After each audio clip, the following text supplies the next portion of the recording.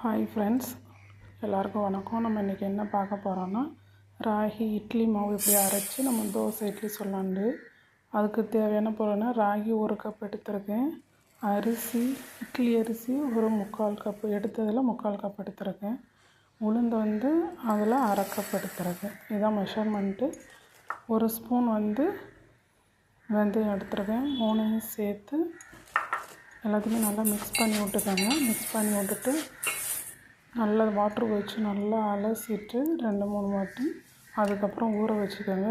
ஊறுறது எத்தனை மணி நேரம்னா 5 ஹவர்ஸ் ஊறணும் நல்லா. அப்போ தான் மாவு நல்லா புசுன்னு வரும். அதுக்கப்புறம் நல்லா அரைச்சிட்டு மாவு போட்டு நல்லா பிசைஞ்சு விட்டு 8 மணி நேரம் ஊற வைக்கணும். 8 மணி நேரம் ஊறினா தான் மாவு நல்லா புளிச்சு வரும். அப்போ தான் இட்லி அவிக்கிறதுக்கு நல்லாவும் இருக்கும், நல்லா சாஃப்டாகவும் நம்மளுக்கு கிடைக்கும். ஸோ இந்த மாதிரி நல்லா உப்பு போட்டு எல்லா பக்கமும் நல்லா கிளறி விட்டு நம்ம ஊற வச்சுக்கணும், மாவு புளிக்க வச்சுக்கணும். 8 மணி நேரம் ஊறிடுச்சு. ஊற வச்சுட்டு 8 மணி நேரம் கழிச்சு நம்ம எடுத்து பார்த்தோன்னா நல்லா மாவு ஊறி இருக்கும். எடுத்து இட்லி அவிச்சோம்னா நல்லா சாஃப்டாக இருக்கும். குழந்தைகளுக்கு நம்ம இதே மாதிரி செஞ்சு கொடுக்கலாம், ஆரோக்கியமானது. இது கூட கார சட்னி, சாம்பார் இதெல்லாம் வச்சு கொடுத்தா நல்லாயிருக்கும். நான் இதை தோசை சொல்கிறேன். தோசையுமே நல்லா மொறுன்னு கிறிஸ்பியாக இருக்கும். ஒரு டைம் ட்ரை பண்ணி பாருங்கள். உங்களுக்கு ஏதாவது டவுட் இருந்ததுன்னா கமெண்ட் பண்ணுங்கள். நான் சொல்கிறேன் எப்படி செய்யணுங்கிறது.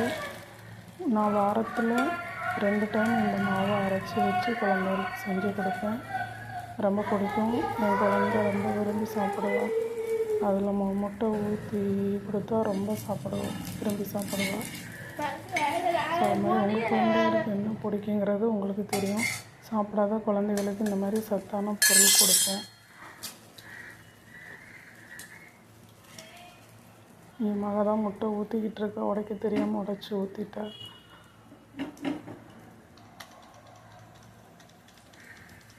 ஸோ எல்லோரும் இதை ட்ரை பண்ணி பாருங்கள். பார்த்துட்டு எப்படி இருக்குன்னு கமெண்ட் பண்ணுங்கள்.